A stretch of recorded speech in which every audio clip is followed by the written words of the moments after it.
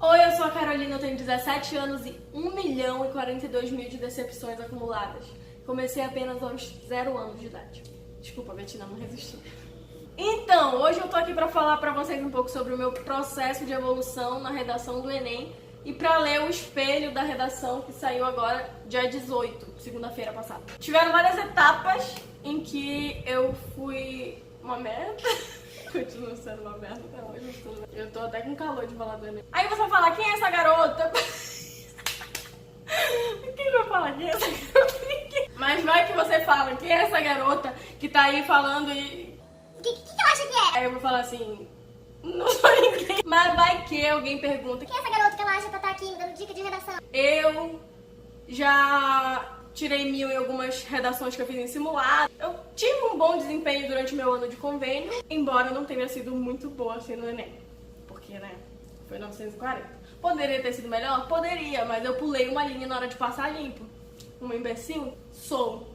Então eu poderia ter tirado uma nota maior na redação, porque eu já tenho alguma experiência em redação. Porque eu já fiz 4 anos de Enem, um no 9º ano com 14 anos de idade, um no 1º, um no 2º e um no 3º. Mas nem sempre foi assim, né? Se você não tem interesse nesse tema de vídeo, então você pode pular lá pro final que tem uma informação legal que eu tenho que passar pra vocês.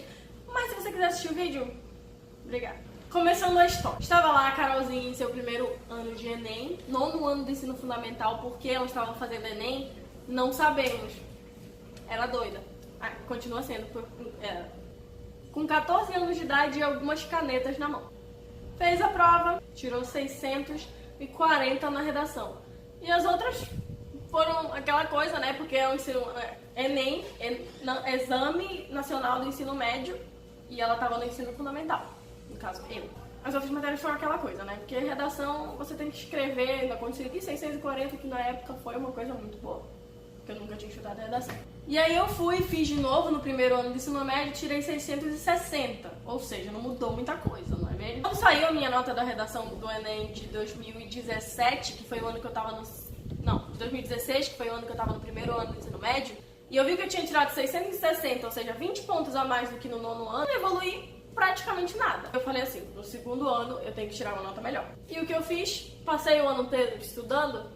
Não. Uma semana antes do Enem eu fui, peguei minha redação que eu tinha feito, que eu tinha tirado 660, olhei as competências que eu tinha em que eu tinha perdido ponto, olhei o que eu tinha feito de errado, o que eu podia fazer pra não errar mais essas mesmas coisas. E aí fui e fiz o meu Enem. Isso uma semana antes do Enem. Eu peguei, tipo, vi vídeos da Débora Ladim, da Débora Miranda, que é o canal Hey Deb, eu vou deixar aqui na descrição se vocês quiserem ver. Tipo, elas me ajudaram bastante nesse processo de evolução. Acabou de cair o copo aqui, mas tudo bem, ninguém liga. E aí eu fui e fiz o Enem no ano de 2017, no meu ano de 2º ano de ensino médio. E fiz o Enem, de boa, ok, saí da prova, fui pro 3º ano no ano seguinte. E aí foi que eu comecei a estudar redação, fazer redação semanalmente de verdade. E na minha primeira redação que eu fiz no 3º ano, eu tirei 880.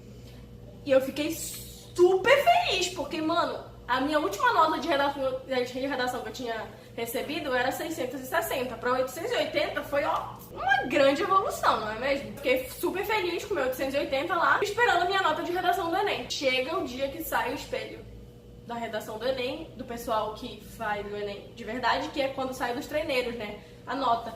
E aí, eu abro as minhas notas e tá lá. 900. Eu tinha tirado 900 na redação do Enem 2017. E o que eu fiz? Saí pela escola pulando, exatamente o que qualquer pessoa normal faria. Muito feliz. E antes desses 900 que eu tirei no Enem, eu não tinha entendido porque eu tirei 880 na redação da escola. E aí que eu fui entender que o meu estudo tinha dado certo. E é isso que eu queria falar pra vocês. Muita gente acha que redação tem que fazer muitas, tem que muitas redações, se explodir fazendo redação. E não é exatamente isso, é óbvio que vocês têm que fazer muita redação, a gente tem que fazer redação pra caramba. Mas isso não é o mais importante, porque eu aumentei mais de 200 pontos na minha redação estudando em uma semana, e eu não fiz nenhuma redação. A gente acha que o segredo da redação é você pegar e fazer 30.000 redações por ano, mas não é. Se você pegar a sua redação que você fez, a última redação que você fez, olhar o que você errou e ver como você pode fazer para não errar mais essas coisas, você tem uma evolução muito melhor do que se você fizer 100 redações. Foi quando eu percebi isso que a minha nota começou a melhorar. Depois a minha nota na escola foi melhorando, eu tirei 960, tirei 1000, porque eu aprendi que não é só treinar que faz você evoluir, mas ver o que você tá errando e tentar não errar mais. E aí, depois de tudo isso, eu fiz a minha redação do Enem do ano passado e tirei 940. Não era o que eu esperava, porque eu me dediquei demais pra redação, mas o meu nervoso atrapalhou, tem todas essas paradas que atrapalham a gente também, né? Na hora que eu tava fazendo a prova, eu olhei pra redação, eu tava na penúltima linha, passando ali pra penúltima linha, e aí eu fui ler a redação de novo e percebi que eu tinha pulado uma linha no segundo parágrafo de desenvolvimento. O desfecho da parágrafo, sabe? E aí isso me fez perder questão e tempo, porque eu fiquei paralisada lá pensando que eu ia tirar 0 por causa daquilo. Eu sabia que não, mas na hora a gente fica nervosa. E aí, o que aconteceu? Sabe quando você olha pra redação e sabe que perdeu ponto de alguma forma? Foi assim que eu saí da minha redação. Isso pode não ter influenciado tanto, mas isso fez com que o meu texto perdesse o paralelismo, e alguns professores tiram ponto por causa disso. Tanto que alguém me deu 960 e alguém me deu 920. Eu fiquei com 940, que é a média. Inclusive, obrigada a você, professor, que me deu 920 e me tirou a chance de entrar na universidade. Você é um amor de pessoa. E basicamente foi essa a minha história de evolução na redação do Enem. E agora eu vou ler a minha redação, porque pra deixar claro tudo isso que eu falei aqui. No caso, o espelho da redação. O tema da redação provavelmente vocês sabem, né? Que foi a manipulação do... Deixa eu lembrar qual foi o tema da redação que eu não lembro. A manipulação do comportamento do usuário pelo controle de dados na internet. O tema. Ignorem que às vezes a leitura fica meio travada e que a letra estava bem pequena e eu tô urgentemente precisando de um óculos. Quem quiser me dar, tô aceitando. Os adeptos do futurismo, movimento artístico e literário do século XX, difundiam uma ideologia de apologia ao desenvolvimento tecnológico e pregavam a desconstrução de tudo aquilo que consideravam ultrapassado. Odiernamente, em comparação ao que ocorria naquele período, a valorização exacerbada do mundo virtual, mesmo que de forma menos radical, vigora e traz consigo a possibilidade de manipulação sustentada pela ilusão de autocontrole dos indivíduos e pelo interesse e influência ideológica dos reais controladores de veiculação de dados. Eis, assim, um desafio contemporâneo, mitigar essa mazela social. A priori, é incontrovertível que há, no subconsciente populacional, uma falsa impressão de escolha própria daquilo que é exposto na internet. Nesse contexto, pode-se citar a ideologia do sociólogo Michel Foucault, o qual dialoga acerca do panóptico, uma representação do objeto de observação estatal da sociedade, viabilizando a intervenção. De maneira análoga a essa proposição, os usuários dos meios midiáticos estão sujeitos a sofrerem influências dos detentores de poder nesse complexo agregado de recursos informacionais da atualidade. Entretanto, o que torna possível a perpetuação desse problema é o fato de que, diferente do sistema sugerido pelo pensador citado, os membros sociais, na maioria das vezes, não possuem sapiência de que estão sendo observados, tornando-se alvos de manipulações inconscientes. Nesse viés, ações são imprescindíveis para reverter tal quadro. A posteriori, é de suma relevância ressaltar que, desde épocas remotas, a comunidade brasileira é vítima de imposição ideológica. Para comprovar essa afirmação, é pertinente mencionar o exemplo do governo de Getúlio Vargas durante o Estado Novo, quando ele utilizava aparelhos como o rádio para estabelecer a crença populacional nos aspectos positivos de seu mandato. Nessa conjectura, é notório que os interesses pessoais daqueles que detêm o poder influenciante por trás dos meios midiáticos imperam, pois, de forma parecida com aquilo que fazia o governador brasileiro, eles visam a supremacia de seus ideais, fazendo urgir a intervenção. Mediante os fatores supracitados, é indubitável que a população encontra-se vulnerável à manipulação na internet.